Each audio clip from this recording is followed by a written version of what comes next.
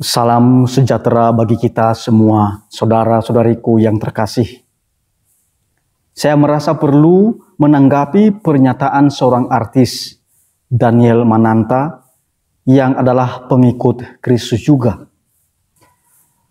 Saudara-saudariku yang terkasih, dalam kitab hukum kanonik, Kanon 750, paragraf kedua, kita semua yang telah dibaptis dalam gereja Katolik, kita memiliki tugas besar dan mulia, yakni teguh memeluk iman dan ajaran resmi Katolik. Ajaran iman itu harus kita pertahankan dan menerangkannya berdasarkan khasanah iman Kristen Katolik pula. Jadi, kalau ada umat Katolik atau umat lain yang meragukan, menolak, bahkan menghina ajaran iman Katolik, kita mesti menanggapi secara dewasa. Kita tidak perlu membalasnya dengan hujatan dan hinaan. Tidak perlu. Sebaliknya, kita menerangkan iman kita dengan setia, bijak, dan dengan cara-cara yang mudah dicerna. Dalam video saudara kita Daniel Mananta yang tersebar luas di media sosial, ia mengatakan bahwa dalam salib ada unclean spirit atau roh jahat. Bahkan ia juga menegaskan bahwa umat Nasrani, yang seharusnya istilah yang tepat adalah umat Kristiani atau umat Kristen, menyembah berhala karena menyembah patung. Dasar argumennya adalah kitab suci. Kitab Yesaya bab 44 ayat 13-20. Dalam kitab Yesaya ini tidak boleh menyembah patung. Ketika mendengar argumen dan penjelasan saudara kita Daniel Mananta ini, saya senyum-senyum saja. Saya senyum karena pernyataannya tidak sesuai dengan iman Katolik. Dan tidak demikian juga di dalam ilmu tafsir kitab suci. Maka tindakan kita yang lebih bijak adalah memberkati saudara kita, Daniel Mananta, agar beliau diberkati Tuhan dan melakukan hal-hal baik, benar, dan bijaksana. Jadi kita dukung supaya dia menjadi orang yang baik. Saya ingat kitab hukum kanonik Kanon 227. Dalam kanon ini, gereja mengakui kebebasan umat beriman Kristiani awam yang hidup di tengah-tengah masyarakat.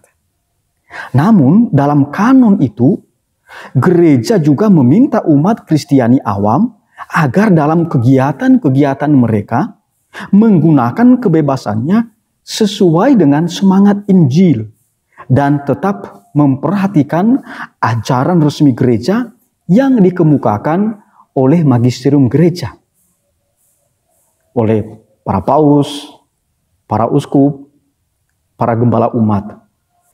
Dasar iman Kristen Katolik ada 3. Yang pertama, tradisi suci, lalu yang kedua adalah kitab suci, dan magisterium gereja. Kitab hukum kanonik salah satu ajaran resmi gereja. Menariknya, dalam kitab hukum kanonik, Kanon 750 paragraf pertama, di sana gereja meminta kita agar setia mengimani apa yang terkandung dalam sabda Allah, di dalam kitab suci, tradisi suci, dan ajaran resmi gereja, magisterium gereja. Jadi, kalau menyimak paparan ini, maka sangat aneh jika Kristen Katolik justru dituduh menyembah patung, menyembah berhala. Ini tentu bertentangan dengan sabda Allah dan ajaran resmi gereja, magisterium gereja. Oleh karena itu, saya ajak kita membaca kitab Yesaya bab 44 ayat 13-20 yang dirujuk oleh saudara kita Daniel Mananta. Namun dalam kesempatan ini saya hanya membaca 2 ayat, yakni Yesaya bab 44 ayat 17 sampai 18. Dalam Yesaya bab 44 ayat 17 dikatakan begini. Dan sisa kayu itu dikerjakannya menjadi Allah, menjadi patung sembahannya. Ia sujud kepadanya, ia menyembah dan berdoa kepadanya. Katanya, tolonglah aku sebab engkaulah Allahku. Sementara dalam Yesaya bab 44 ayat 18 dikatakan begini. Orang seperti itu tidak mengetahui apa-apa dan tidak mengerti apa-apa, sebab matanya melekat tertutup sehingga tidak dapat melihat, dan hatinya tertutup juga sehingga tidak dapat memahami. Saudara-saudariku yang terkasih, dalam Yesaya 44 ini, Yahweh menegur bangsa Israel yang tidak menyembahnya. Bangsa Israel malah membuat patung dan menjadikan patung itu Tuhannya. Jadi, bangsa Israel tergoda menciptakan Tuhan mereka sendiri. Mereka tidak menyembah kepada Yahweh, tetapi menciptakan patung sebagai Tuhan mereka. Dan patung itu mereka sembah. Sudah jelas bukan? Bangsa Israel menciptakan Tuhannya sendiri dan tidak menyembah Tuhan yang justru pencipta segala sesuatu. Apakah umat Kristen Katolik menyembah patung? Tentu tidak. Umat Kristen Katolik tidak membuat patung sebagai Tuhannya. Patung Yesus yang dibuat itu tidak sama dengan Tuhan. Maka ketika ada orang yang merusak patung Yesus, umat Katolik tidak akan berkata, Tuhan kami telah dirusak. Tidak akan demikian. Patung yang dirusak tetap patung. Ia dari kayu, atau dari batu, atau dari bahan-bahan lainnya. Patung salib Yesus itu menjadi karya seni yang disucikan karena menjadi sarana bagi umat mengingat Tuhan Yesus yang mencintai manusia sehabis-habisnya hingga wafat di kayu salib.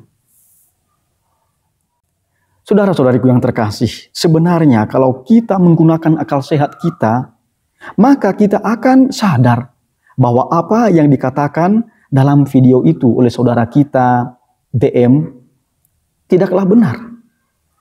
Dalam setiap agama ada bahasa-bahasa simbolis, tindakan, kreativitas, dan ritual untuk mengungkapkan kecintaan dan kesetiaan kepada Tuhan yang mereka yakini. Ada yang membangun rumah ibadah agar bisa berdoa di sana. Rumah ibadah itu terbuat dari kayu, dari batu, dari besi, dan lain sebagainya. Kita meyakini Tuhan itu Maha Kuasa. Ia mengatasi segala sesuatu. Ia mengatasi waktu dan ruang. Kendati ada keyakinan seperti ini, tetapi ada yang membangun rumah ibadah dengan menentukan arah kiblat. Ini bahasa simbolis iman. Bukan berarti Tuhan hanya ada di kiblat itu. Ada pula yang membuat lagu, himne, lukisan, patung, dan karya seni lain untuk mengungkapkan kecintaan dan kedekatannya kepada Tuhan. Lagu rohani atau himne rohani tentu bukan Tuhan. Demikian juga patung, tentu bukanlah Tuhan dan tidak pernah dituhankan oleh umat Kristen Katolik.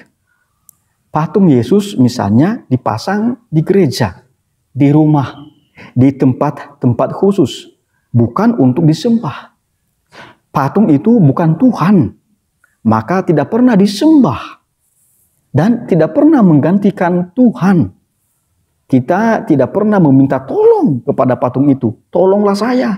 Seperti yang dijelaskan di dalam kitab Yesaya bab 44 itu. Patung Yesus itu dibuat sebagai ungkapan kecintaan kepada Yesus. Kita melihat patung itu, kita ingat Yesus di surga dan yang selalu bersama kita. Dia Immanuel, Tuhan beserta kita. Sama seperti seorang yang begitu mencintai pacarnya dengan tulus. Ia malah kreatif. Ia simpan foto pacarnya. Bisa saja ia lukis pacarnya dan ia simpan. Jika sedang berada di tempat jauh, rasa rindunya bisa terobati saat melihat foto pacarnya itu atau lukisan pacarnya itu. Atau minimal ia ingat pacarnya ketika melihat foto pacarnya itu. Tapi foto pacarnya itu tetap foto, tidak hidup, tetap foto, tetap terbuat dari kertas. Atau kalau tersimpan di dalam HP, ya itu foto di dalam HP, hanya bisa dilihat. Bahkan ada juga seseorang yang merangkai syair lagu untuk mengungkapkan cintanya kepada pujaan hatinya. Atau juga membuat puisi. Ilustrasi lain, bahasa simbolis. Sebagai bangsa Indonesia, kita ungkapkan kecintaan kita pada bangsa Indonesia dengan menghormati bendera merah putih. Tapi bukan mentuhankan bendera merah putih. Bukan pula menyembahnya.